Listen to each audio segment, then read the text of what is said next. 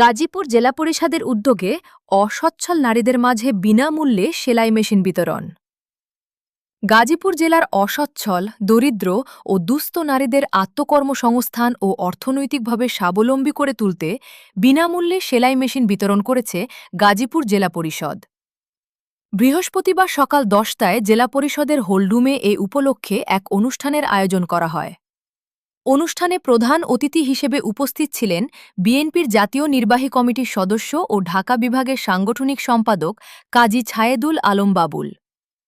বিশেষ অতিথি হিসেবে উপস্থিত ছিলেন গাজীপুর ৩ আসনের সংসদ সদস্য অধ্যাপক ডাক্তার এস.এম. রফিকুল ইসলাম বাচ্চু এবং গাজীপুর জেলা বিএনপির যুগ্ম আহ্বায়ক রিয়াজুল হান্নান। অনুষ্ঠানে সভাপতিত্ব করেন গাজীপুর জেলা পরিষদের প্রশাসক ও জেলা বিএনপির সদস্য সচিব ডাক্তার চৌধুরী ইশরাক আহমদ সিদ্দিকী। অনুষ্ঠান সঞ্চালনা করেন জেলা পরিষদের প্রধান নির্বাহী কর্মকর্তা মোহাম্মদ নজরুল ইসলাম। অনুষ্ঠান শেষে সুবিধাবঞ্চিত নারীদের হাতে সেলাই মেশিন তুলে দেন।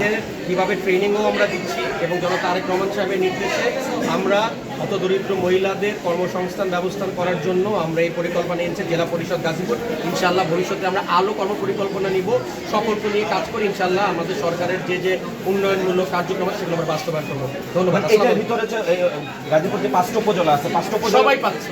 প্রতিটা উপজেলা আমরা আমাদের যে মেশিন সবাইকে আমরা সুন্দরভাবে ভাগ করে দিচ্ছি, সবাই এখানে উপকৃত হবে। কর্মসংস্থানের জন্য আর কি কি উদ্যোগ আপনারা গ্রহণ করতেছেন? কর্মসংস্থানের জন্য আমরা বিভিন্ন রকম তাদের ট্রেনিং দেওয়ার ব্যবস্থা করছি। মেশিনগুলো কীভাবে চালানো যেতে হয়, যারা টেইলার হতে পারে সেটার আমরা ব্যবস্থাপনা করছি। আরও কীভাবে টেকনিক্যালভাবে গাড়ি চালানো শিক্ষা, কম্পিউটার শিক্ষা, এগুলো আমরা কার্যক্রম শুরু করেছি। আরও দ্রুততার সাথে ইনশাআল্লাহ সামনে আসতে শুরু করব। Thank you. স্থানীয় খবর আপনার পাশে, আপনার খবর।